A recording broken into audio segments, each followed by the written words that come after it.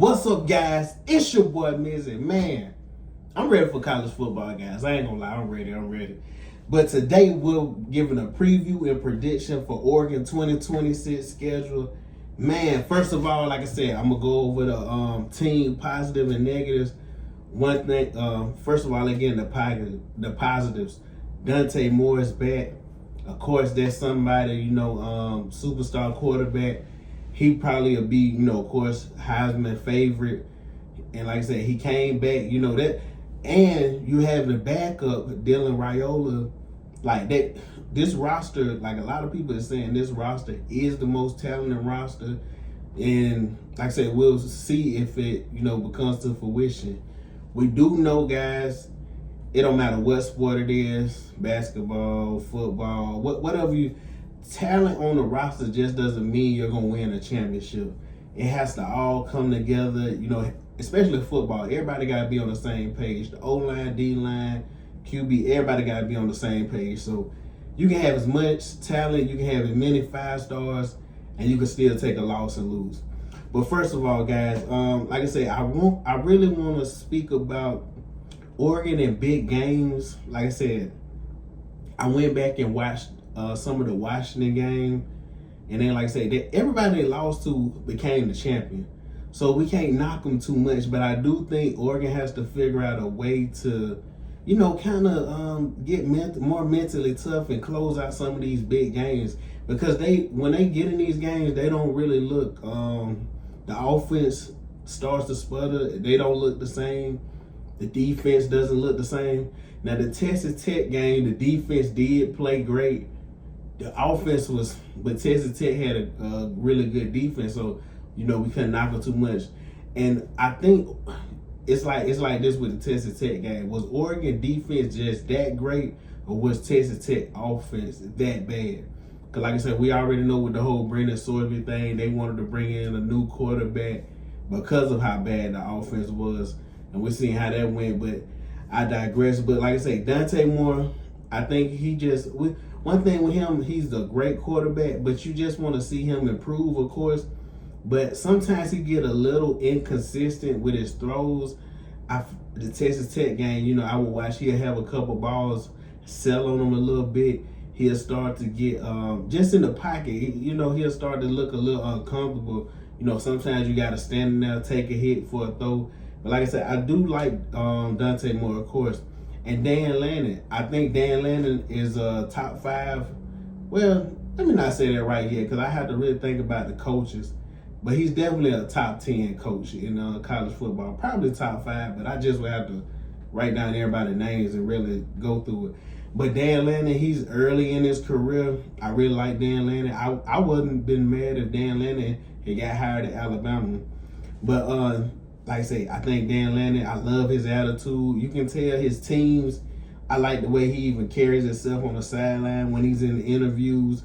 I like the way he speaks. So I think coming in, he'll have his team ready to play.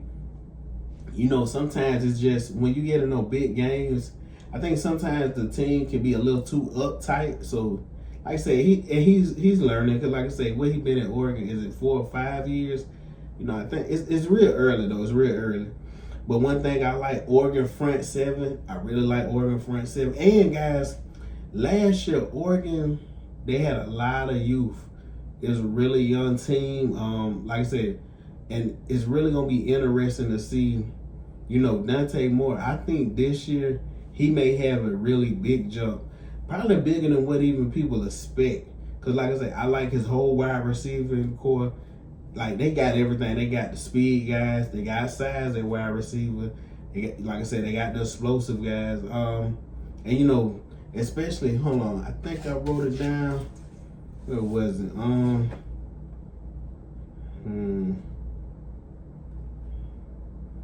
Yeah. Oh, yeah. That's what it was. They return mostly everybody. That's what college football now is, guys. Like, they return mostly everybody, besides, Malik Benson and a couple other guys. But college football right now, we got to look at the Indianas. We got to look at teams. I think it's going to be a mix of experience, freshmen, not necessarily freshmen, but younger guys, and a mix of experience. Now you may have a young team win some years that the team is just so great that it don't even matter how young they is, that they so talented they win. But I think Oregon is in a championship or bust window right now. They're not gonna be happy with nothing but winning a championship. They're not gonna be happy advancing one more round and then they lose. Then no, they want to cash it in, because like I said, man, like I said previously with Texas, teams were boosters. Everybody on the teams, they're paying a lot of money for these NIL deals. They're paying a lot of money, so they want to see this money coming to fruition, and let's see where our money is going to. And then I hate where I lost one of my notes. Hold on. Oh yeah, that's what it was. But Jordan Davidson, great halfback. I think he'll be good. Then, like I said, Evan Stewart. I think Evan Stewart's not healthy right now. I think eventually he'll be back. Then you got Johnson at tight end. That he's a beast. He's a monster. It's funny, guys. I actually played with Oregon on college football. Anybody want to play me on college football? Come in, and then I've seen my gamer tag. Y'all can we can link like that. But guys, that's what I'm gonna get into as far as the positive and negatives. Now let's get into the schedule. All right, guys. Week 1, Boise State. So, like I say, it's funny because Boise State actually has beat Oregon a good amount of times. But I don't think they will now, because I just think Oregon can't come out and lose the first game to Boise State. They can't. They know they got bigger fish to fry. They know they got bigger stuff they got to do. So we're not going to waste no time with that. Boise State, no. Oregon is going to win that game. Now week 2, like I said, they're on the road at Oklahoma State. Last year it was a massacre. They ran up and down the field. They did whatever they wanted last year against Oklahoma State. Mike Gundy is out, and then like I say, the new coach Eric Morris is in. So we'll see how that goes. New coach, new environment, but Oregon is gonna win this game, guys. They're not losing to Oklahoma State. No. Then you got Portland. That's a win. Let's not waste no time. Then let's get to a real game. USC.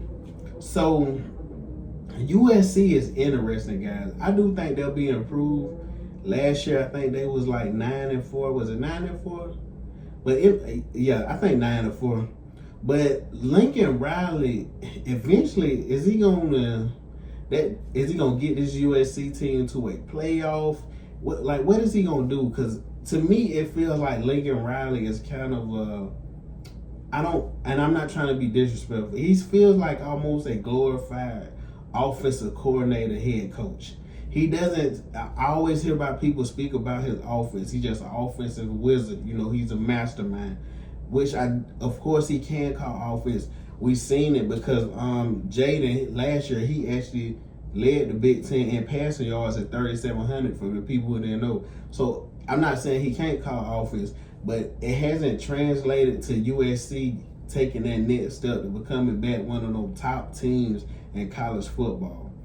But long story short, I don't think it'll be here. I do think this game will be closer than people expect, because like I said, I think USC is improving. I think Oregon will probably win this 10 to 15 points. Next week, we got UCLA. It's tricky, guys, because UCLA is a sneaky team. And when you play teams, like I said, that's in your, like I said, Big Ten, it's like the Alabama playing a smaller SEC school. A school that most people will look at, oh man, you're going to blow them out. If you don't show up that week and on your A game, you can lose. But I got Oregon obviously winning. I just don't see them losing to UCLA. Next week, then they got Nebraska. It's funny, this is an interesting game because Dylan Raiola is he's the backup now at Oregon. I do expect him to come in this game because Nebraska is not very good. I think he probably may be in the whole second half. And then, like I said, we'll see how this game goes. And he probably put up some crazy stats knowing Dan Lanning, he will let him play versus old team. Then, guys, we got Illinois. Now, this right here is a very interesting game. Illinois, they haven't got the big upset, but they've scared a lot of teams. It's been a lot of teams that they took down to the wire. And I think if this is another game, if Oregon doesn't come and play their A game, they can end around and slip around and lose this game. But I got Oregon beating Illinois. I just think, eventually, guys, 9 times out of 10, every once in a while, you get a big upset. That's why it's so small, because most of these schools, like your Oregons, Ohio State, Alabamas, most of the time, Georgia's, most of the time they're not going to lose versus a inferior talent school unless they just don't show up, like Alabama versus Florida State last year. But I got Oregon winning at Illinois. Like I said, it is at Illinois, so that is something being on the road. But this team is a little more experienced, so I don't expect Dante Moore to get shook. Then you're playing Northwestern back in Oregon, obviously win. Now this is the game, guys, at Ohio State. This is the game. Man, it's funny, guys. I know mostly everybody. I thought about this. I've gone back and forth for this one. I'm rolling with Ohio State. I'm rolling with Ohio State in a 27-24 type game. One thing is at Ohio State, and I just feel like Ohio State is more mentally tough than Oregon. Now, if Oregon wins this game in the season, it will show me that they've took a step forward in the right direction and they've figured out some things. Because right now, I just feel like Ohio State is more mentally tough. Ohio State, I like Julian Sand. I don't love him as much as probably everybody else, but he's a good quarterback. You have Jeremiah Smith, the best college football player. Like I said, could be a debate with that, but I think he's probably the best college football player. And yeah, I know he's at wide receiver, but that guy's dominant. When Julian Sand can't figure out nothing, just throw it in the air and he may come down with it. But I do think Ohio State is gonna win this. I do think Ohio State is they're the type of team that to beat them, you're gonna have to really impose their will on them. You're gonna have to like Indiana last year. You can't pump you gotta play Ohio State and not get pumped. You gotta show up and play, like ready to play. It's one of those games, tighten your helmets, get ready. Then all of a sudden, I think that the next game is versus Michigan. I think Oregon bounces back with a win because I think you don't want to lose 2 games in a row. Now, I do think Michigan, always, Michigan, you never know. You never know how Michigan team will be. But I do think it's hard to predict Michigan this year, all because, the more stuff, the drama last year, and Michigan just has had a lot of various drama. Like I say, it's funny because Harbaugh left for the NFL. Like he seen this was coming down the pipeline. But I do think Oregon beats Michigan. Then I think they finish out the season. They're at Michigan State. They beat Michigan State. Then Oregon plays Washington, beats Washington. And then, like I say, they end up 11-1 with the one loss being versus Ohio State, which is not a bad year. Like I say, because you got games on there you could lose. Like I say, you got the Illinois game, you got the USC game. Like there's games on there that Oregon definitely could lose if they don't show up right. But like I say, they just at Ohio State, Oregon has to show me that they can beat Ohio State for me just to believe it. It's almost like, a team that repeatedly kind of hasn't shown you that they can just take that next step. And like I say, I know Oregon is good enough to beat Ohio State. Anybody who doesn't think that, you would be crazy to say it or not. Because if you look at both of their rosters, the talent, it's no like huge talent gap. Maybe Jeremiah Smith, because he's just the best college football player. maybe that's the biggest talent gap. But they have a lot of great wide receivers at Oregon, so they got a plethora of weapons. It probably will come down to Oregon O-line, and I'm still speaking about Ohio State.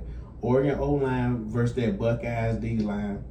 And then, like I said, can Oregon front seven make Julian Sayin uncomfortable and get him off his square? But anyways, guys, like I said, man, I just want to come on, talk about Oregon. You know, like I said, man, before you know it, guys, the season will be here. Guys, like, comment, subscribe, share. Appreciate the love. Hey, let's get your boy to, I think we're at 300 something subscribers. Get your boy up to 400. Like, matter of fact, let's try to get to 500 before the season starts, guys. We got to hit that 1,000 subs this year. Appreciate everybody. Catch you next time.